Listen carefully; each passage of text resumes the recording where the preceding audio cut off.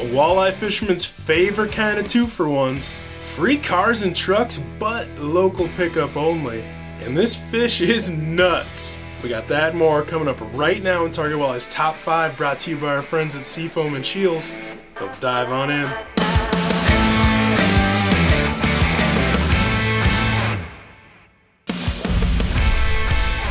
Well, these folks didn't miss happy hour at the fishing hole. I shared this picture in a recent Target Walleye email of Jeremy and Joshua Messerschmidt with a fisherman's favorite kind of 2-for-1s, and this happy hour was courtesy of that OG blue color Berkley Finisher. Yep, Finisher catches him so good it can cash out on half-price walleyes. Quick little side note, did you know SCHEELS has some exclusive Finisher colors you can't get anywhere else, and they look tasty?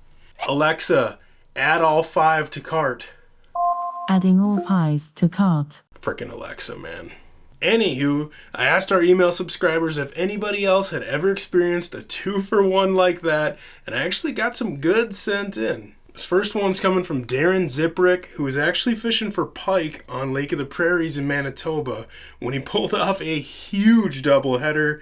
He was throwing a Rapala X-Rap SubWalk, which is a 6-inch walk the dog lure that swims just under the surface, dang near topwater, which makes all this even crazier. That's nearly 50 inches of walleye on a single cast. We are not worthy. We're not worthy! We're not worthy! This next one's from Walker. Thanks for sending it in, bud. Who was trolling number 7 Berkley flicker shads on a shallow sand flat during an October full moon with his dad. They were in Otter County, Minnesota when he doubled up. They actually didn't realize that there was 2 of them until the bigger one rolled over in the net. And my buddy Matt Jensen got in on a multi-species happy hour throwing a Rapala X-Rap. I love that, man. Of course, they can't all be giants. Gabe found himself a couple of hungry little buggers with a jointed Berkley flicker shad. Big or small, they're all impressive. If you've got hard proof of a walleye fishing 2-for-1, send it in just by replying to the Target Walleye email. I would love to see it. Number 2. There she is. I'm sorry, you talking about the car in the river? Yeah. Well, we got some free cars and trucks coming up, but they are local pickup only. A bunch of really interesting structure that I came across recently while scouring the internet. And man, you never know what you're gonna find down there. Stuff that's probably gonna be hitting the marketplace with that bogus ran great when parked line. This first one's coming from Daniel Collins.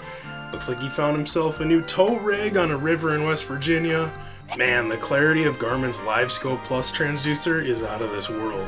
Nice find. And now Travis Hoagland is showing us the importance of running down imaging next to your traditional 2D sonar when you're really looking for the finer details, or if you want to see what actually is down there.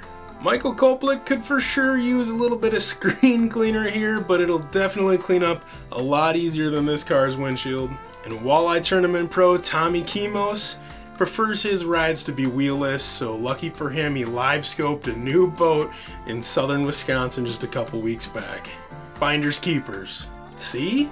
Now you can finally tell your significant other that spending all that money on that new forward-facing sonar unit wasn't just for buying a new toy, it's an investment. You might remember these past few seasons, man, I've been petitioning hard to have StrikeMaster bring back their discontinued Glide Light sled. They were such slick little units for hole hopping around. There's not very many of them left out there, and the folks who do still have one absolutely love to trick them out and rig them out for their own style of fishing, as you can see with some of these examples. Skis, auger racks, lights, everything you could think of to make it a little hole hopping dream come true. I've also mentioned before how I thought that nowadays there'd be an even better market for them. If you've ever ice fished with any sort of forward-facing sonar bundle, you know that they weigh a ton. Some of them are literally like 30 pounds. And when you're trying to hop from hole to hole, no bueno, no fun. And those things are basically little mobile command centers. that you could build around your shuttle for hole hopping. Well, I guess Otter Outdoors decided to enter the chat. Turns out they've been working on a little something here, and there hasn't been any official release or statement on it yet, but a couple retailers have accidentally leaked what's called the new Otter Sonar Sled. It's coming down the pipeline. I heard rumors maybe even this fall, early winter. Now the description says, with the trend in forward-facing sonar and bigger screens, the Otter Sonar Sled gets your sonar unit and the rest of your gear from hole to hole with ease. It's designed to transport large sonar units and shuttles. It's got a cavity for adjustable ice pole with mounted transducer, front storage area with a magnetic lid closure, compartments for a bucket, tackle boxes, rod holders, cup holder, bait pucks, and tools, ultra strong roto-molded construction. That's all I know. That's all anybody knows so far right now. But what I do know is I'm picking up one of those puppies as soon as I can, and as soon as they're available, I'll let you know too. Now, it's not always easy to tell if a fish is a male or a female, but you know what? This one that Owen Praska caught in southern Minnesota seems pretty obvious to me. Oh, great heavens! Yeah, I don't even know what else to say, and I probably shouldn't say it. Now, the only time I've ever seen a fish like that one, where it was all stretched out like that, was actually a fish that I caught a couple summers back. I was throwing a VMC Ned Rig Jig paired up with a Z-Man Big TRD green pumpkin goby. What other color is there? This thing still had the audacity to eat my bait, even though it was busting at the seams. That fish brings a whole new meaning to the term green carp. We're going to send things off with a couple of my favorite shots I have come across this summer so far, and also more proof that catching walleyes is more impressive than catching bass. Shots fired! Shots fired! Hit the hoses! I absolutely love this picture from Easton Brodzinski on Instagram. He's working the weed lines for midsummer wallies when his best fishing buddy Luna was right there backing him up. I mean, look at that dog. You can sure tell that thing's got a huge personality.